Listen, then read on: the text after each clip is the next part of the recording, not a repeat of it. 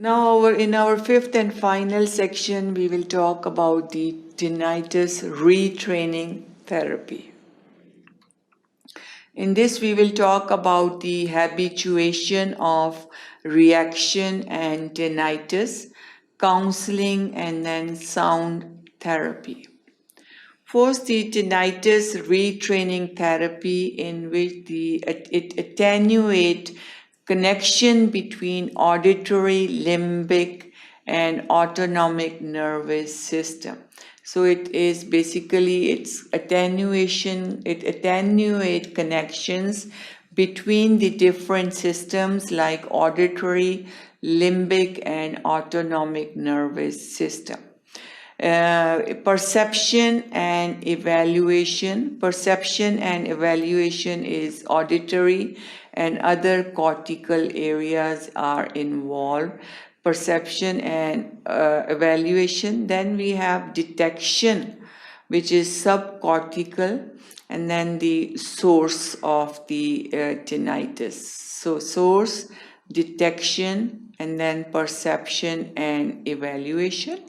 Then we have the body reaction, which is autonomic nervous system involvement, and then the emotional association, which is the limbic system.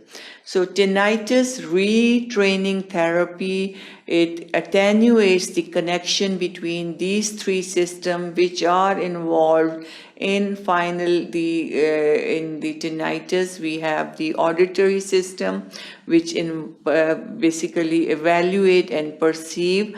Then we have the autonomic nervous system, which involved in the body reaction, how we react to that. And then we have emotional associations, which is the involvement of the limbic system. And if the connection is between these is attenuated, then it can be managed. So this is the tinnitus retraining therapy.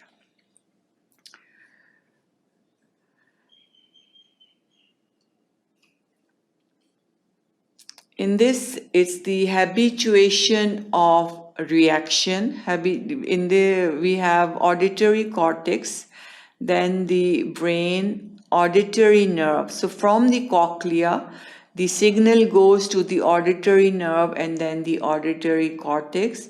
And these are the hair cells in the cochlea, which are the damaged hair cell. So habituation of reaction is uncoupling of brain and body from negative reaction to tinnitus. So brain and body is uncoupling of brain and body from any negative reaction to the effect of tinnitus. This is known as habituation of reaction. Habituation of tinnitus, blocking the tinnitus related neuronal activity to reach level of consciousness. So all these are the tinnitus retraining therapy, and main function of this retraining therapy is the blockage of connection between auditory, limbic, and autonomic system.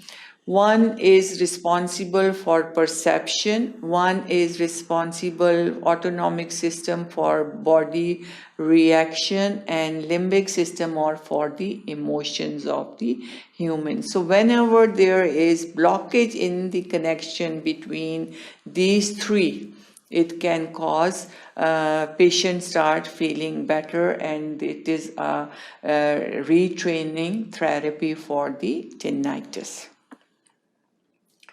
Then counseling of the patient, educate the patient about the mechanism of generation of the tinnitus, perception of tinnitus at subcortical and cortical levels, plasticity of brain which can habituate any sensory stimuli.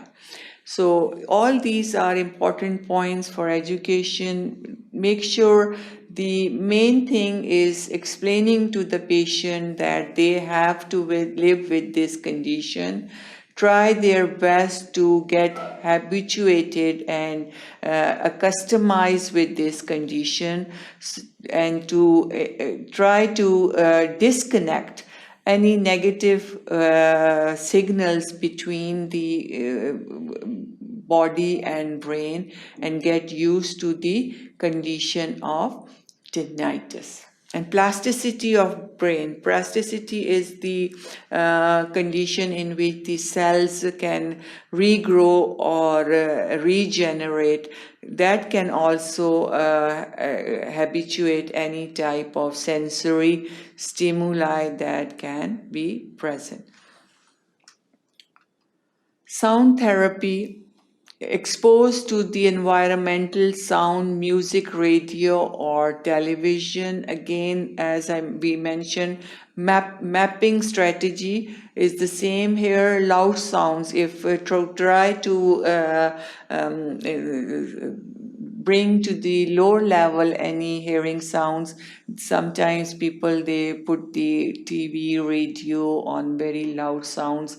They start hearing music loud on the very high volumes to get rid of their disturbing ringing sounds. So this is the sound therapy, and slowly when they keep on using this sound therapy, their own tinnitus or ringing sound gets, they get used to those sounds, and it gets to the lower level.